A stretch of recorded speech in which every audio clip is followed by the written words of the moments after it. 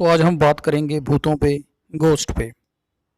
वैसे मैं आपको एक बात पूरी तरह से क्लियर कर दूं कि ये नॉलेज सोल चैनल है जिसमें हम जीवन के हर पहलू के बारे में जानते हैं। मेरा मकसद कोई अंधविश्वास फैलाना नहीं है। फिर भी हम देखेंगे, समझेंगे कि ये गोस्ट या भूत जैसे हम कहते हैं ये क्या हैं और किस तरह से ये एग्जिस्ट करते हैं। अब इससे थोड़ा सा ऊपर की बात वो हो जाती है जैसे हम महसूस करते हैं, जो हमें दिखता नहीं है ना ही सुनाई पड़ता है। जैसे एयर की बात करें या स्मेल की बात करें। अब इससे भी ऊपर एक और बात अगर हम रख रहे तो वो है हॉलुसिएशन, जिसमें हमें अनेक तरह की इंट्यूशंस होती हैं, जिसमें कुछ महसूस लेवल से थोड़ा सा ऊपर की बात हो जाती है। इनके बारे में जिन शब्दों का मुख्य रूप से प्रयोग किया जाता है वो है पैरानॉर्मल, सुपर नेचुरल या नेगेटिव इन्फ्लुएंस। पैरानॉर्मल वो चीज़ें हैं जो beyond the reach of scientific explanation, जिसमें विज्ञान हम कह सकते हैं कि अभी एक रिसर्च के लेवल पर ही है, उसके बारे में वो ज़्यादा एक्सप्लेनेशन नहीं देता है। अगर बात करें कि जीवन की रियलिटी की, तो हमारी हिंदू मैथोलॉजी के अनुसार भी जो हम देख रहे हैं, जो दिन है वो एक सपने के समान ही है। रात को तो हम वैसे ही ड्रीम्स की दुनिया में चले जाते हैं। रियलिटी कहाँ एग्जिस्ट करती है, और वैसे भी हमारे हिसाब से वही चीज़ें हम सच मानते हैं जिसे हम देखते हैं या जिसे हम सुनते हैं। धरती पर अगर एग्जिस्टेंस की बात करें, रहने की बात करें, तो हम आमतौर पर सोचते हैं कि ह्यूमंस बीइंग्स रहते हैं, एनिमल्स हैं, पेड़ पौधे, प्लांट या समुंदर, पानी है। बट इसके अलावा भी बहुत सारी एग्जिस्टेंस हैं, ऐसे बहुत सारे अनसुलझे रहस्य हैं जिनसे हम पूरी तरह से अनविज्ञ हैं, तो वो भी हमारे साथ धरती पे पूरी तरह से एग्जिस्ट करते हैं। अनेक लोगों को अनेकों बार समय समय पर ऐसे इंसिडेंट घटते रहते हैं उनकी लाइफ में, जिसमें वो इन पावर्स को, इन अनसुलझे रहस्यों को अपने जीवन में महसूस करते रहते हैं। तो उनमें से कुछ इंसिडेंट के बारे में हम बातें करेंगे। इससे संबंधी भी पूरे विस्तार के साथ एक अलग से वीडियो भी मैं बहुत जल्द अपलोड करने जा रहा हूँ। मऊ जिले के परहदा ब्लॉक के अंतर्गत आते रैनी गांव में एक स्वास्थ्य केंद्र, जो कि अब पूरी तरह से एक खंडर का रूप बन चुका है। ये तो स्वास्थ्य सुविधाओं के लिए ही बनाया गया था, पर धीरे धीरे वहाँ पर लोगों ने अनेक तरह के ऐसे इंसिडेंट महसूस किए, जैसे कि अलग अलग तरह की लोग ये बातें करते थे कि वहाँ से समय समय पर आवाज़ें रोने की, चिल्लाने की। कुछ हमारे बॉलीवुड स्टार्स के एक्सपीरियंस इस संबंधी हैं, उनकी बात भी मैं करूँगा। पर उससे पहले एक छोटी सी बात मैं आपके सामने रखना चाहूँगा कि पैरानॉर्मल सोसाइटी ऑफ इंडिया के चेयरमैन मिस्टर गोविंद कुमार जी का मानना है कि ये सारा नेगेटिव एनर्जीज का ही खेल है, जिसे लोग भूत प्रेत मानते हैं। उन्होंने कई भूतहा कहे जाने वाले स्थानों की जांच वगैरह भी की है। इसके लिए कई तरह के उपकरण और इंस्ट्रूमेंट्स यूज़ किए हैं उन्हें और ज़्यादा गहराई से जानने के लिए। इन सारे इंस्ट्रूमेंट्स के बारे में मैं पूरी विस्तार से बात करूँगा, जिससे संबंधी एक अलग से वीडियो मैंने बनाई है, जिसे मैं बहुत ही जल्द अपलोड करने जा रहा हूँ। जीवन में घटित होने वाली अनेक तरह की घटनाएँ हमें बार बार सरप्राइज कर जाती हैं।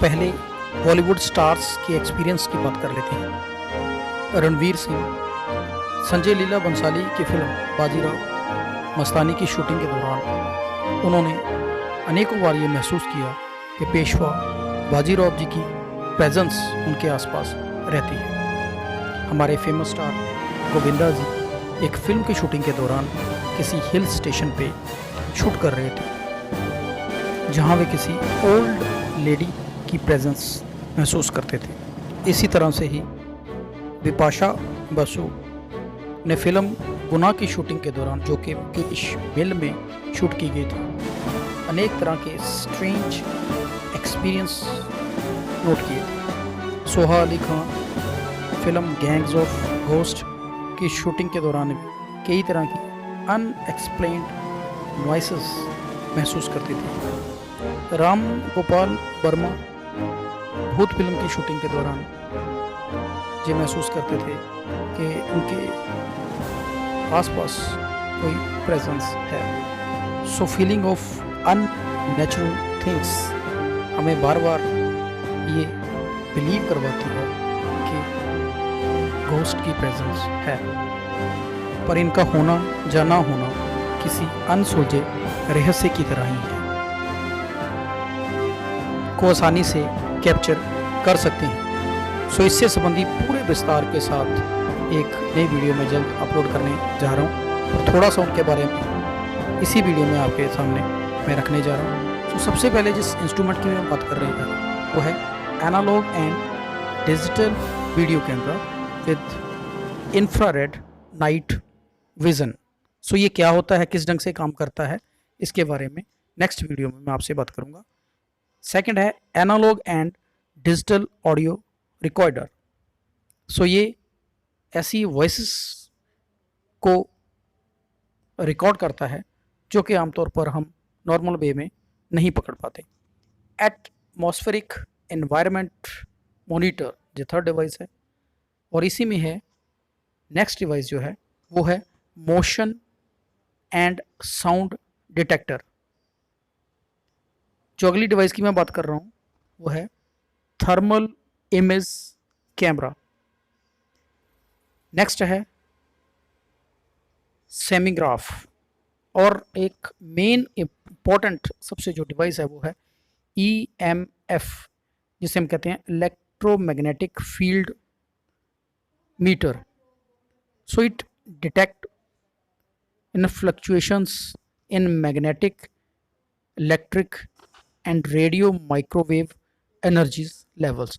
सो ये तो रियलिटी है कि different types of energies are exist.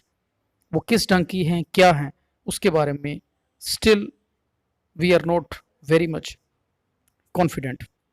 सो हमारे साथ साथ अनेक तरह की एग्जिस्टेंस लाइज करती हैं, पर आपका जितना कॉन्फिडेंस लेवल अधिक है, आपके अंदर जितनी पॉजिटिविटी अधिक है, सो ये सारी की सारी नेगेटिव इन्फ्लुएंसेस आपके ऊपर किसी भी तरह का कोई भी प्रभाव नहीं डाल पाती। सो कॉन्फिडेंस के साथ ज़िंदगी का हमने आनंद लेना है और उसी के साथ ही आगे बढ़ते जाना है, क्योंकि ये रियलिटी है कि हमारी ह्यूमन बींग्स की बहुत सारी लिमिटेशंस हैं।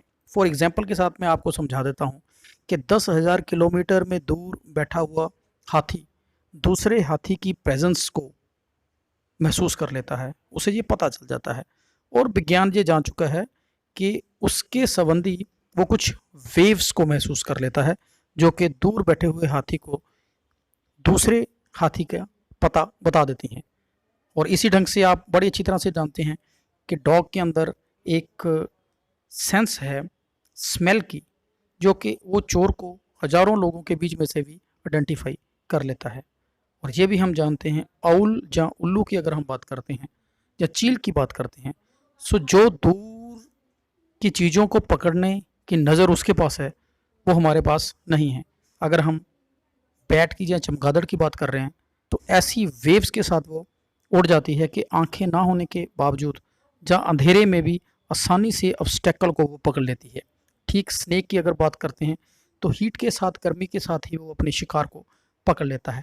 सो हर चीज़ों में अलग अलग तरह से नेचर ने कुछ ऐसे गुण डाले हैं जो कि ह्यूमन बीइंग के पास नहीं। हालांकि ह्यूमन बीइंग के पास एक बहुत बड़ा गुण जो है उसका वो एक डेवलप ब्रेन जरूर है, बट नेचर के अंदर lot of things are there हमारे जो आसपास एग्जिस्ट करती हैं, बट हम उन्हें समझ नहीं पाते हैं, क्योंकि ये भगवान की सृष्टि, गॉड की रचाई हुई धरती, उसका रचाया हुआ संसार इतना वास्ट है कि हमारे छोटे से दिमाग में वो समा पाना इतना आसान नहीं है। फिर भी आखिर में मैं आपसे यही बात रखना चाहूँगा कि हम अपने कॉन्फिडेंस के साथ, अपनी मेहनत के साथ ज़िंदगी में अपना काम काज अगर करते रहते हैं तो सफलता की सारी मंजिलें हम पार करके एक सफल इंसान बन जाते हैं।